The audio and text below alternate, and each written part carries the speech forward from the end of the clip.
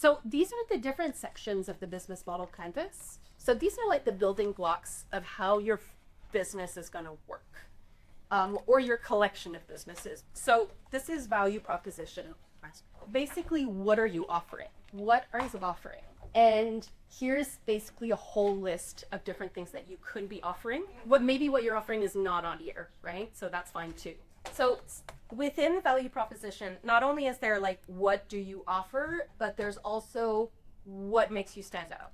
So this is more of like, what are my key characteristics, right?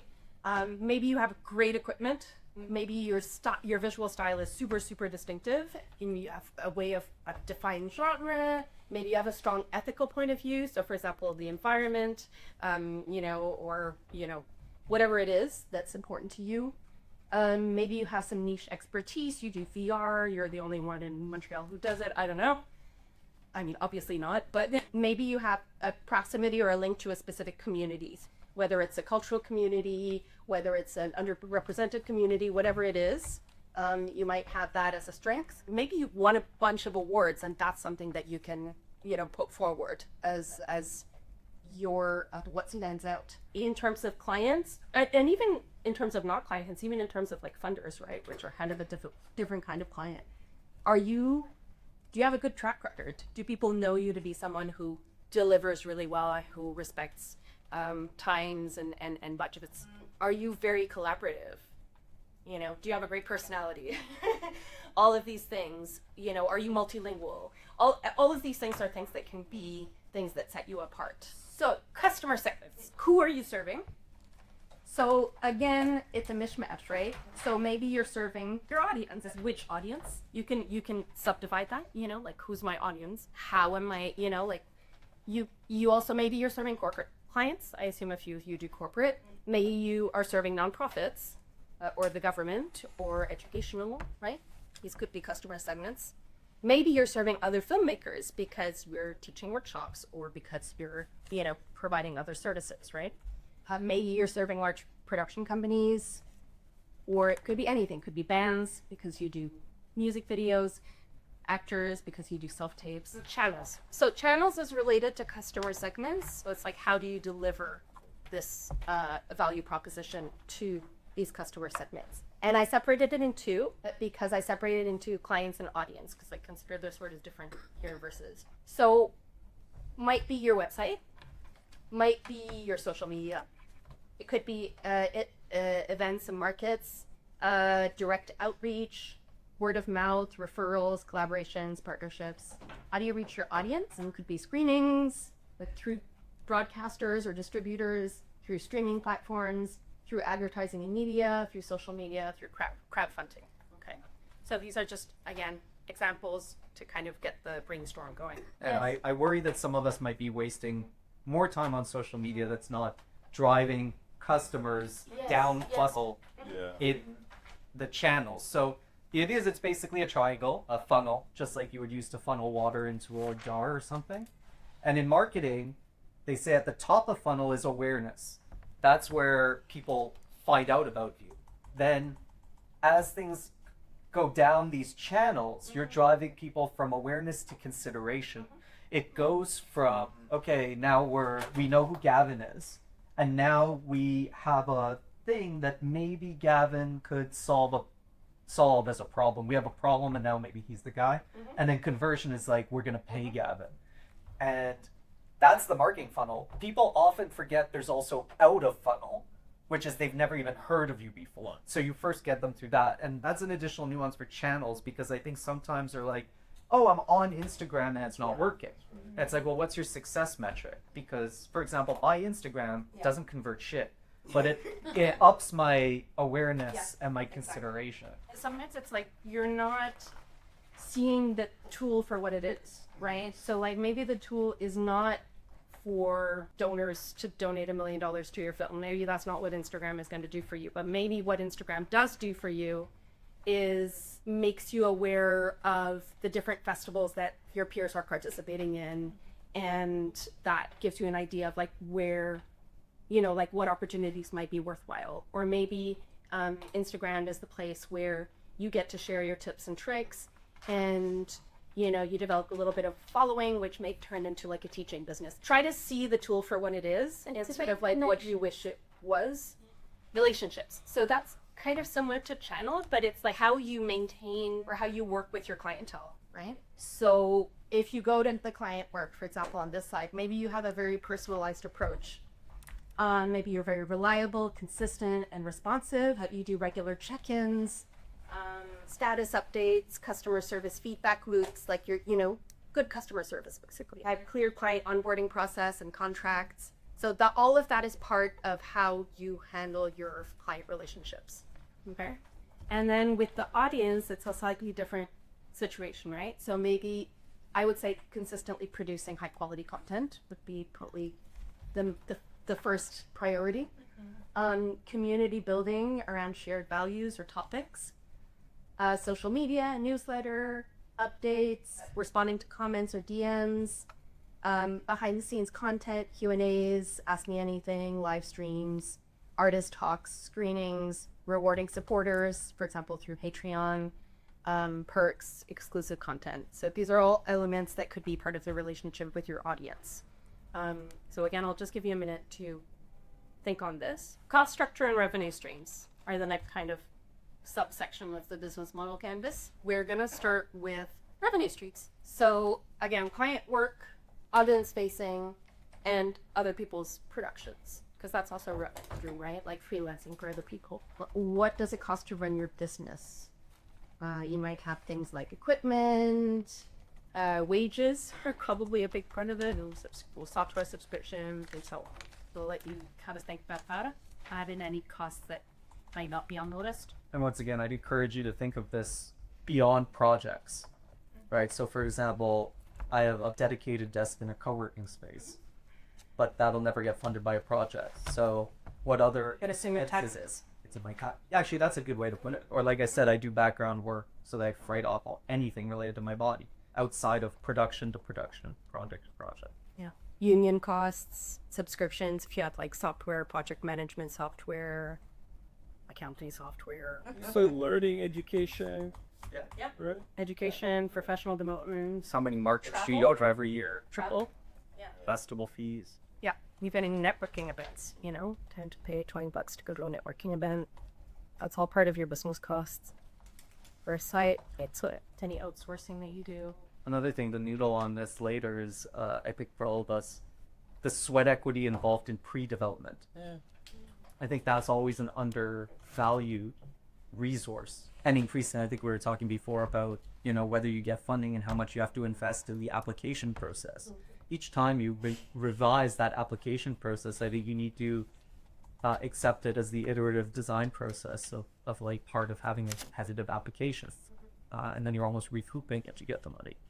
Yeah, So that's a cost. Okay, so then there's the other side, key activities, key resources, and key partnerships. Key activities is basically like, what do you actually do?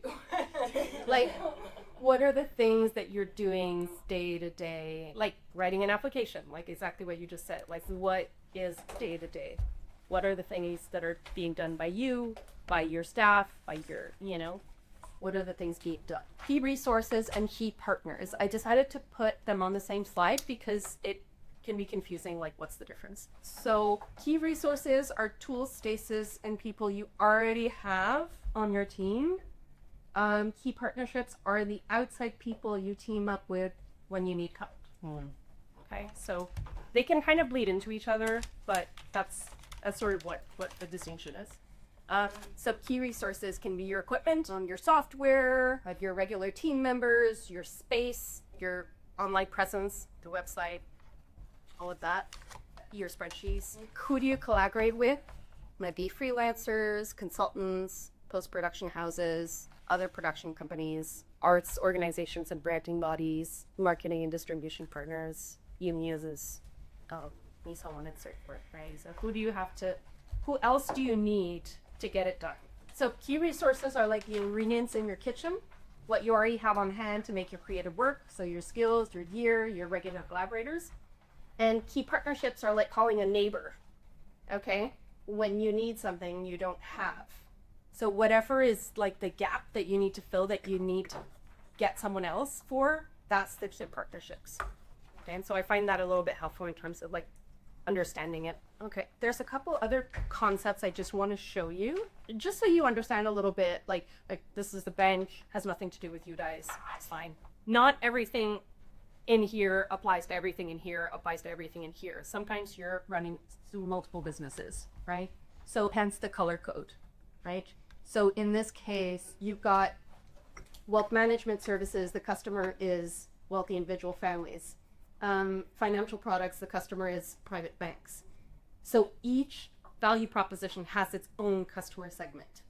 And notice that some of them can generate income and maybe some of them don't generate income. Some of them may be just a cost, but they're still part of your business model, right? Some of them may have, so it's just, again, so that you can differentiate and you can clarify a little bit what the logic it is of the system that you're running, okay? Because you might be, in fact, running multiple businesses. They might be interdependent, they may not be interdependent, right? They may all use the same resources, like if you're teaching film and you're doing video work, you're using your same resources, right? But they're different customers, different cost structures, and so on. Another just visual prompt is this. So again, just the idea that you can make your business model, you can work your business model in a way that's more specific. And this I find really applies to artists and filmmakers because it's rarely just one thing, right?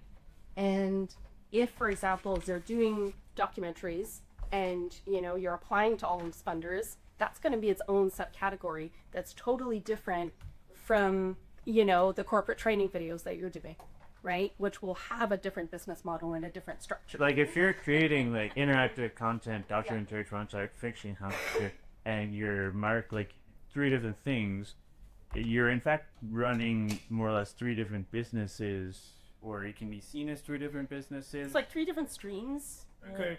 So you could have 3 different. I mean, they can all live under the same hat. Like they can all live under the name of the business, and that they can all be housed within the same legal structure, But they might have totally different business models. Because the business you own, business model is how you generate capital, right? Yeah. And some of it will, like maybe it's the same resources, for example, that you use for all these different businesses, but maybe it's different revenue sources, or maybe it's different partners, So that's where you can make those distinctions if it, just to help clarify the picture. There's a lot of different logics or ways you can think about how you're building your model. So is your model resource-driven, offer-driven, customer-driven, or finance-driven? So I'll just give you a couple of examples. A customer-driven model, for example, is like corporate work, right? It's like the customers have a need, and that's what determines sort of like the type of work that you're going to do, and it sort of runs the rest of the thing. An offer-driven model is like independent filmmaking, okay? So this is what I have to offer. This is me, this is my soul. And then you figure out the rest around that, okay? A resource-driven business model is like, oh, hey, I have this garage full of film equipment. What can I possibly do with this? Can I rent it out? Can I, do demo videos? Can I do blah, blah, blah, right? So that's the logic of a resource-driven model. So I just wanted to introduce this concept because this is something that might feed a little bit, like if you're thinking about how to, is my current business working? What are other ways that I could look at it? What are other ways that I could, if I had a resource-driven, what if I shift it to a resource-driven model? What are my resources? What can I do with them? And so it's just the idea of creating these different, just kind of like pushing your brain in different directions for how you can organize yourself. The idea of this brand definition, right? The point of the brand, and it's kind of like what you guys were saying earlier, there's different ideas. It helps you communicate better, like what am I about? Helps you stand out, so it helps you be a little bit separate from the lot. Helps you be memorable, so capture attention and keep audiences engaged. Stay consistent, build trust by aligning your message across platforms. Attract the right opportunities. So people support, collaborate with, and sponsor artists for their unique qualities.